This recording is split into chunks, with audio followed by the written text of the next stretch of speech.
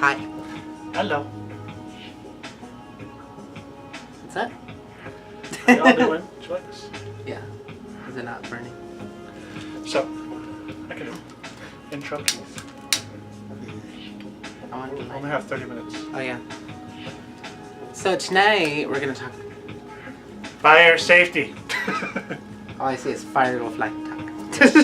So today we're talking about one of our altar videos. In this case, we're going to be talking about one Deity of the shrines. deity shrines. And one of the least talked about in witchcraft and magic is oftentimes the god aspect. Everyone likes to go on with the goddess in her different forms.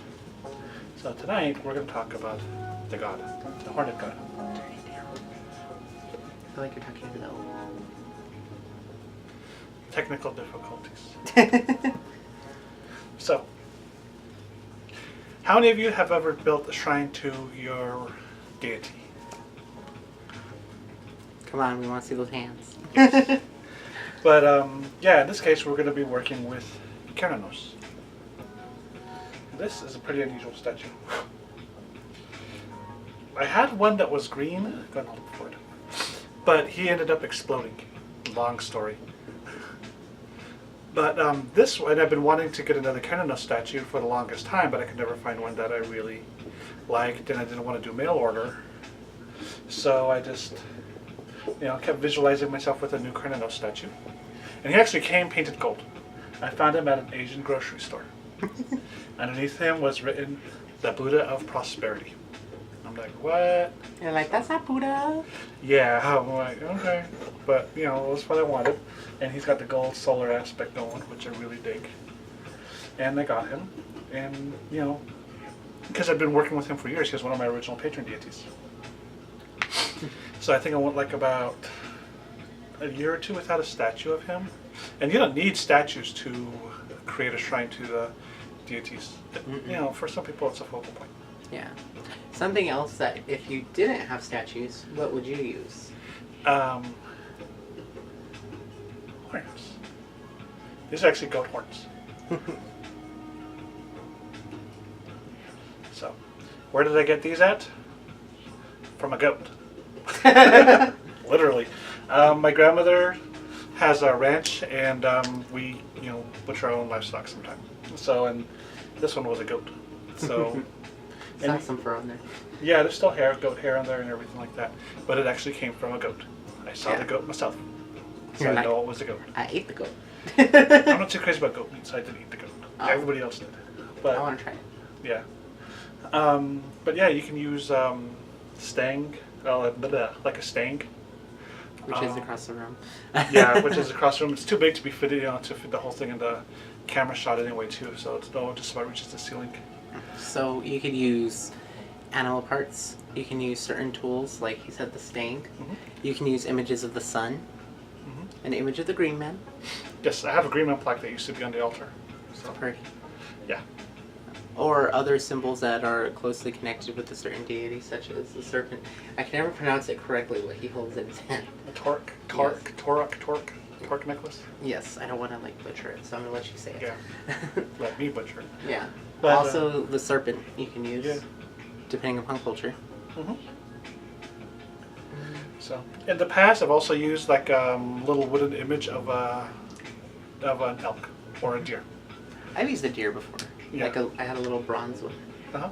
Yeah, I've used that. I've used that. If you ever watched the movie Season of the Witch, which was originally called Angry Wives, by George Romero, it's about this woman who gets into witchcraft, and the book that they use for reference is Mastering Witchcraft by Paul Hewson. This is one of the better books. Yes. Some people claim it's a little bit darker and stuff like that, but honestly, that's witchcraft. one of the more traditional tomes of witchcraft that was available to the general public. And still pretty much is. Yes. And, Not knocking anyone, just... yeah, if you want to go with something that's more traditional when it comes to witchcraft, I'd recommend that. So... But, in the movie Angry Wives, the character, the woman, she actually uses a statue of a bull for her male aspect. And it was in her bedroom for the longest time, too. A lot of the times I know that whenever I started and Still kind of do. Most of the stuff around the house is yours, though. But he has things from around the house. Also, I know people will use paintings that they make for it. You can print out a picture if you don't want to have, like, to go and get a statue. Mojo, Really? you was warned. Yeah, I told the cat that she better not want to go out in mid-video, and here she comes. Don't look at me like that. Don't look at me like that. But So, you can also use torches, like, or if you have like a smaller one as a symbol, depending on the deity. you can also just use a single candle. Mm-hmm. But make sure that it stands out from the others. Yeah. Where's that big So, like, if you're using white ones on the side, use a big red one. Yeah, and with Cardinals, colors that are traditionally associated with him are red, green, gold, some cases brown, russet colors, olives, and stuff like that. But you can also use, if you're going to use one candle, dress it, put proper herbs and everything like that on there, and you can also go ahead and just use like one big jumbo central candle to connect with the deity. And a lot of times too, you can print out images now online.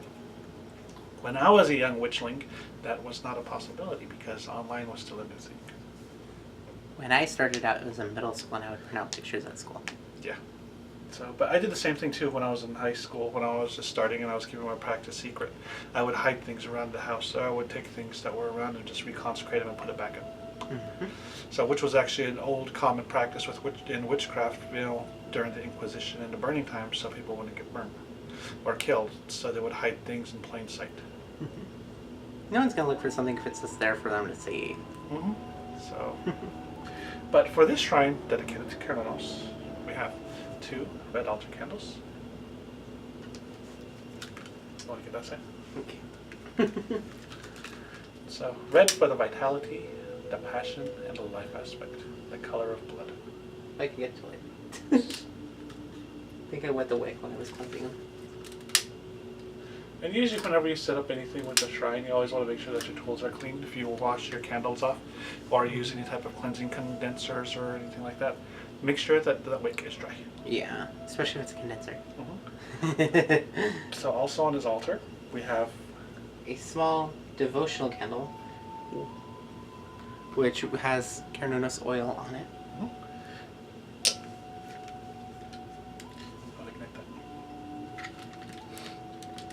And usually with the devotional candles, what I'll do is, I've done in the past, is I'll get like a huge bag of tea lights, and then I'll light one to my, on the shrine, talking to the deity, connecting with it, with different prayers, chants, doing offerings and whatnot. And usually with your shrines, you don't want to mix up your deities or put more than one on one, especially if it's devoted just to one specific entity.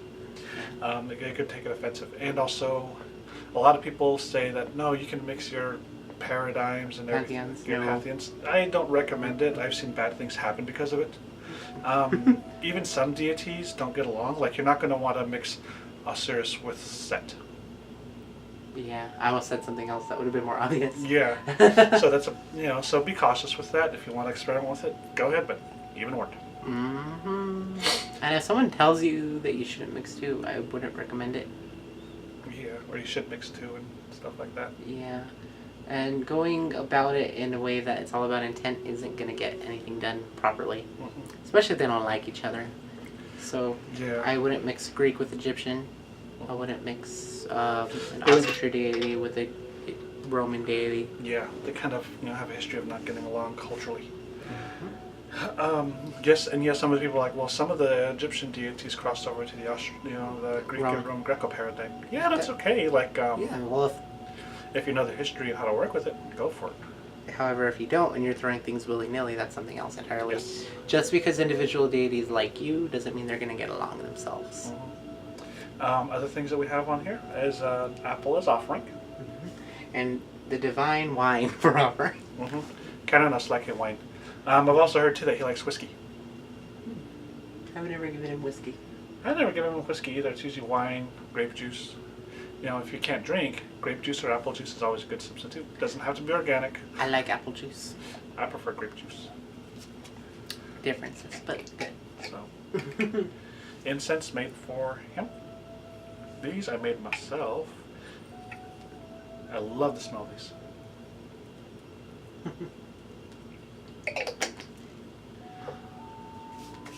And usually I would light up a little bit of the incense and just like, do a prayer or some sort of devotional chant, stuff like that.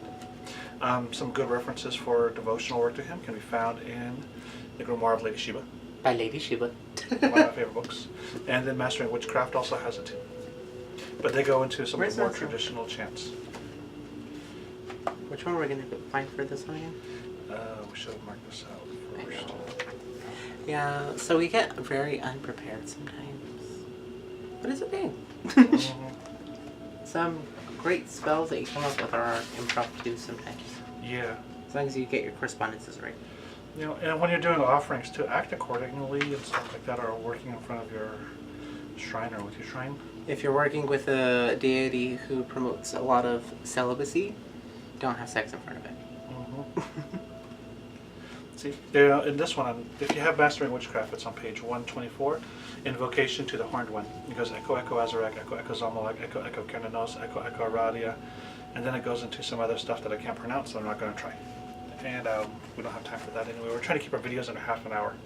Oh, that one's not too long. Yeah, but it's a common thing, especially when he does the invocation of the Horned One. In here. Now, this setup would probably work for other horned deities too, like Pan. That's the same one that's in here. Yeah. Another one, deity, male deity that I like working with, then I've had a shrine dedicated for him on occasion as Bacchus. He liked to party, especially when doing offerings. Things get crazy, but they're fun.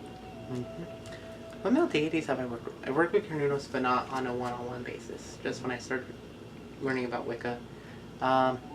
A deity that I've worked with more has been Lucifer, but not like it's so like satanic evil, more like the god of the dawn, bringer of light, kind of like an Apollo type of deity. So, hail Kernunos. Hail Kernunos. And my wine should not count as alcoholic because it's Kool-Aid. Pretty much. Woohoo, that's strong. So, what kind of stuff can you do at the Deity Altar? You can actually do some spell work so long as it's working with that deity. You can do offerings saying thank you for your blessings. You can do meditation path working with them. Yes. Divination with them, especially if it's a deity that reigns over divination or prophecy. And Kernunos has that aspect too. He's, he can go between both worlds. It's said that wild hounds will run after him during the wild hunt. I work with him when it comes to shamanic stuff on occasion. He shows up.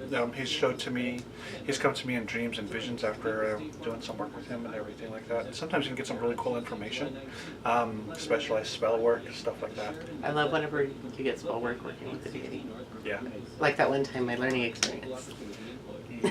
You're welcome. You have so many of those. But it's just a place for you to connect and commune with your deities on a more personal level. Do you have to have a shrine? No, you can do it in front of your regular working altar. I like to have a shrine or something dedicated to them on occasion. For our patron deities, they all have their individual shrines. Separate from each other, they don't share it. Yes. So can't stress that enough. Yeah. You end up making them share a shrine, stuff goes flying. Yeah, for the longest time, I was working with the Green Man, and he had his own shrine set up. But I haven't really worked with him in a while. It's just sort of, like friendships, sometimes you part ways. And so long as you don't get all mean and rude or anything like that, they're usually chill with you. But even on occasion, I've done that, and they're just like, you're human. It's it's to be expected from you guys. You guys are like little kids. Yeah, a little bit. So. What is your opinion on temporary shrines? Temporary shrines are good, but make sure that if you're doing it as an offertory, like they scratch your back, so you're scratching theirs in this way. Yeah. State it at the beginning. Tell them it's not going to be a permanent thing. Tell them you're doing this as an act of devotion for X amount of time. Yes. That way there's no cross signals and nobody gets grumpy and stuff like that. So, and if you make a promise, keep it. Yeah. So, and one thing that I've noticed too is being, involved in witchcraft and everything like that. Sometimes you develop a wide array of statues when they are not being used and the energy's been, drained out of them. And we have them all together because they're all pretty much asleep.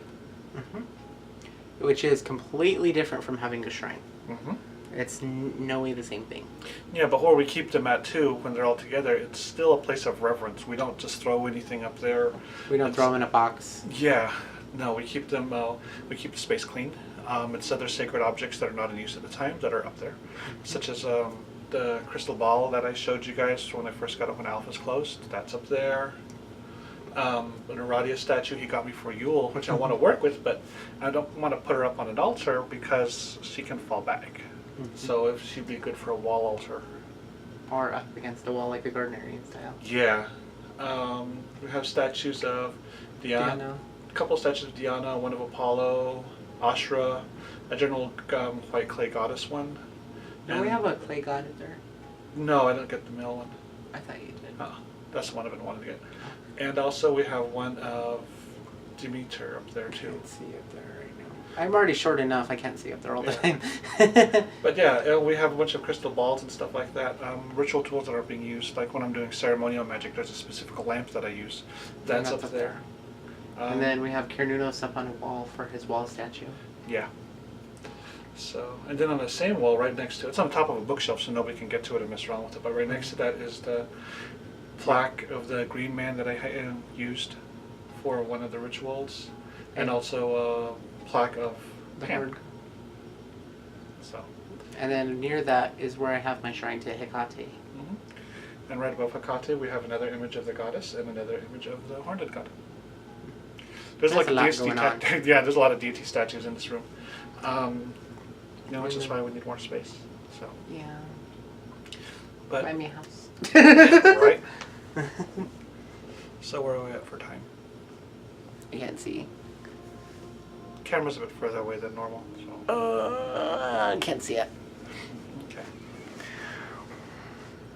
Okay. Hi. 17 minutes. Okay. You can do devotion. Aside from doing devotional stuff, specific spell work from your deity, you can get if you want to have an altar statue charged up. It's a good way to do it. Before you work with your altar stuff, your statues, make sure you clean them off first. Smudge them with sprinkle them with water, earth, pass them through a candle flame so long as it's not going to damage them, and then ask that deity to come in and live in the statue. That's the simplest way to do it. When you're doing this, it's best to make an offering. You don't want to just be calling him willy-nilly, because especially if you haven't worked with them very much before or at all, they're going to be like, who are you? You don't want to be like, hey, get in here, then not work with them again. It's like pulling up next to someone in a big scary van saying, get in! And you got to remember, this is just like developing and nurturing a relationship with another person. You don't want to be disrespectful and mean, and then be like, hey, you do this for me and I'll buy your statue, and then you just leave it in the corner somewhere and everything like that.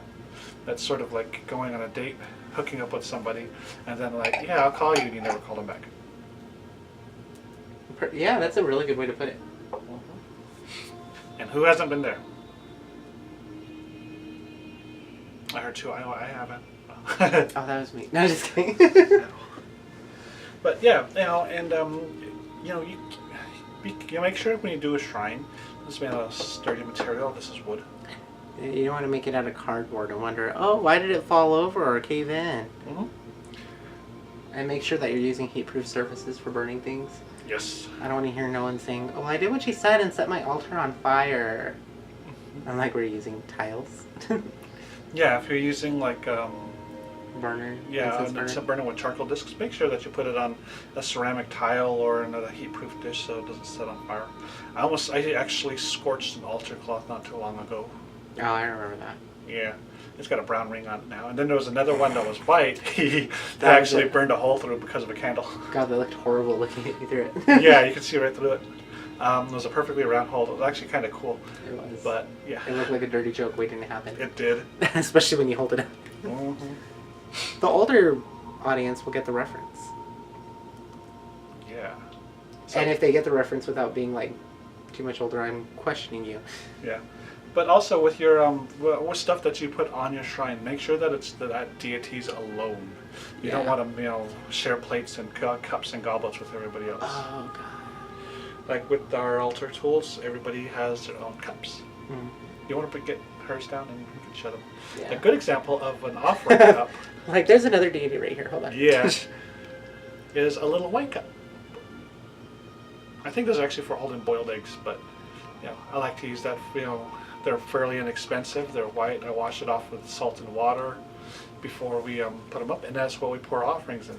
The gods here like to party. We put wine in there, and it goes quick. It's always wine or whiskey.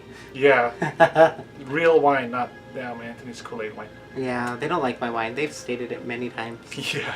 And that's okay. Yeah, and with Santissima, we have her in the other room. She does not like wine. She does not like wine. I've given her wine and it stays full. We pour her a shot of tequila and it goes down quick. Wine stays there. Yeah. Rum she's okay with. She's more fond of tequila. Vodka, not so much. She's not a vodka kind of girl. Yeah, I tried that too. Didn't fly too well. With offerings like apples and everything like that, usually what I'll do is I'll hold it. And the way I've always read to do offerings is hold it up to your head, your heart, and then just say something like Spirit, God, Goddess, da da da. I make this offering of this apple to you, and I ask for your continued blessings as I nurture. I ask for nurturing and blessing and guidance. Inspire me in all aspects of life. Keep me safe. Whatever, like a personal prayer type thing. Or when making offerings, you can make certain petitions in exchange for it too, if you really want to. A lot of the times, I just give offerings. Yeah. We do. We have a habit of doing that. We'll give offerings and we never ask for anything in return because they helped us once and we want to show our gratitude. You got to think of it from the point of view that the more generous people are with you, the more you're willing to help them. If you're always going to be like, well, I want this and you got to help me with this and stuff like that. You could be like an annoying, whiny baby mama like in that Tyler Perry movie. Ain't nobody going to want to help you. Barry. Yeah. So that's not the type of relationship you want with a deity or anybody. If you want like a happy relationship, you need help. I buy him cheeseburgers, he buys me cookies. Or makes me cookies, I like that too. Yeah. Appropriate offerings for a horn god would be different forms of grain, wine, incense, candles, and I usually leave like nuts. There's some wheat sheath that I'll put up on here on occasion. Wine. He has his own cup. Candles. This one's glass. Yeah. That sort of stuff. I'll burn incense and I make them specially for him. So that's not really used in a spell unless it's like with him. A really common practice that you can do too with your deities is found in pagan, in voodoo or hoodoo, in the diaspora traditions, even in Catholicism, is you thank your deity publicly. Some people will write ads or they'll put something on Facebook like, oh, thank you Saint so-and-so for your help. Or, put it up on a street corner like a little shrine. Yeah. They'll put up a little ad and tape it to the light pole saying, thank you Saint so-and-so for your assistance.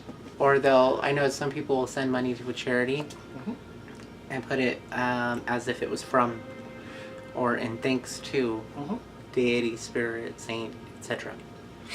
Yeah. So I've done that a few times. I've set up shrines on the street to my deities. It scares the hell out of the neighbors, though. It's funny, though. Yeah. So that's something that you can do as an offering. Like, you did your part, now, payment. But it's a fun practice to do. I like to scare the neighbors. It's funny. Yeah, you can volunteer in in one of your deities' names and stuff like that. Make incense, specifically for them. That's how this batch came about. It's more of an offertory type thing. So every once in a while, when I feel the presence of the haunted one, they're like, hey, yeah, we'll light it up. I'll get a candle going for him and everything like that. And usually with him, the candles I like to have either green or red candles. I don't know why, but that's just what I feel drawn to do. I used to always use green. Yeah. Especially during the Sabbaths, which was like the main time I would call to him. So now with offerings, when you leave them on the table, a couple of days, if they start to rot, remove them. Yeah. The offering might not have been accepted, or picked up some funkiness. Yeah. Like with the Hecate supper that we did the other night, her offerings brought up some shade. Yeah, the stuff rotted like almost overnight. It was kind of weird.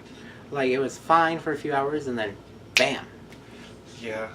But her candle's going good. She drank a lot of her wine. She's like, yeah, party.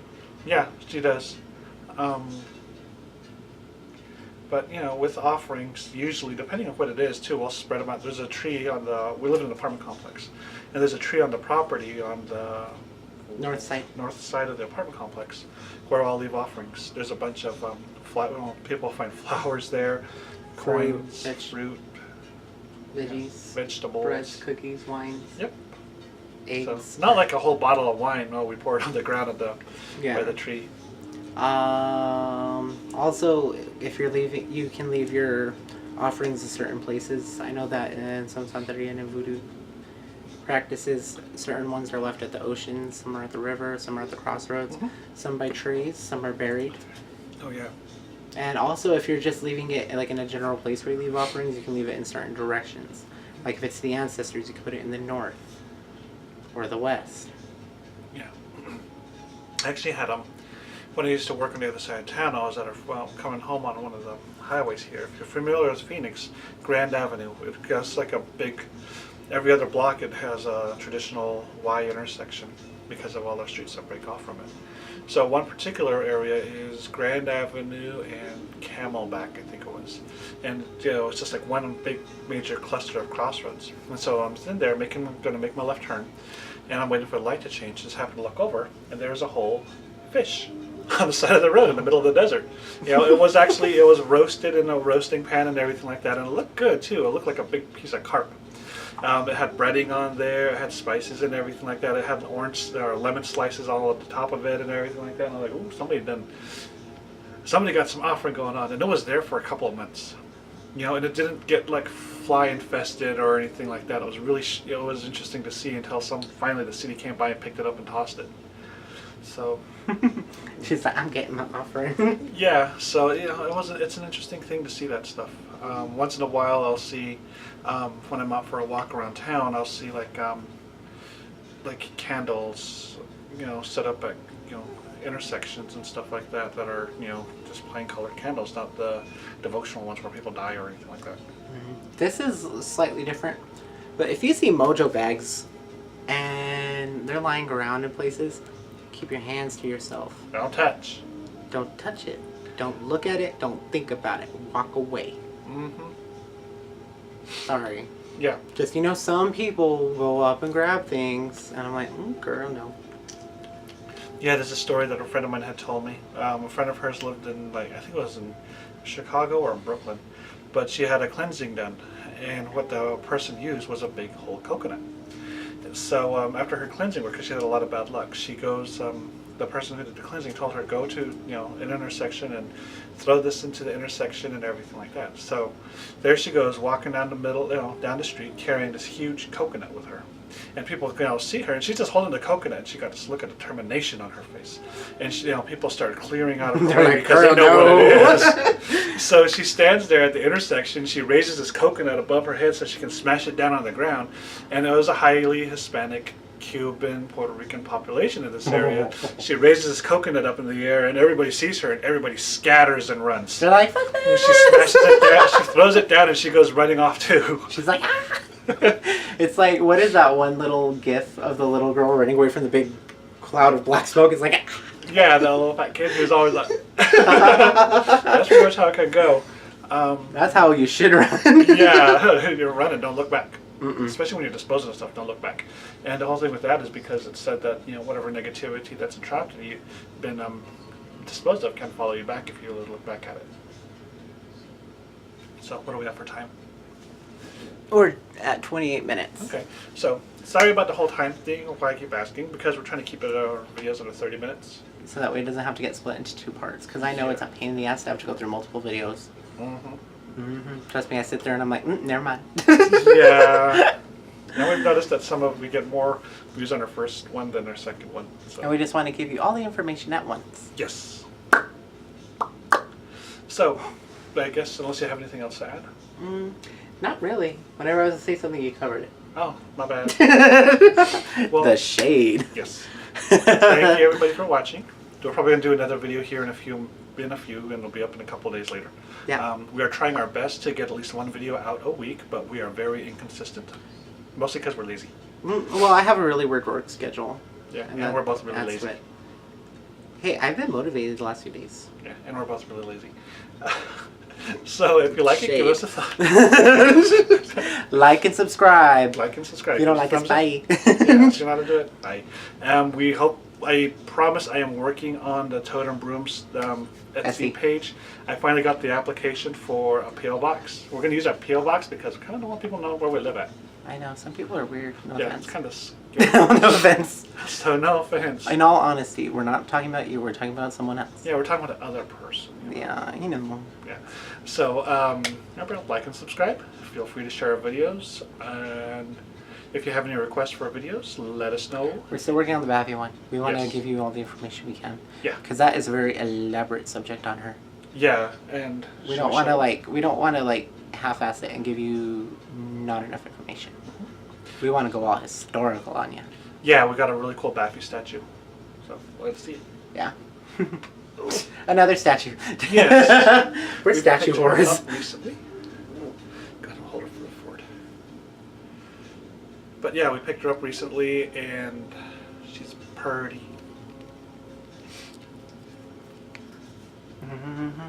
Give it a twirl. So, but yeah, so that's who we're gonna be doing when we do the Baffy video. This is gonna be our centerpiece. So, I hope you guys enjoyed it. Remember, click like and share. I can't even talk anymore. Like, share, subscribe, email us if you need anything. totembroom@gmail.com. We're still not accepting people on Facebook. Sorry. Okay, so catch y'all later. Bye. Bye.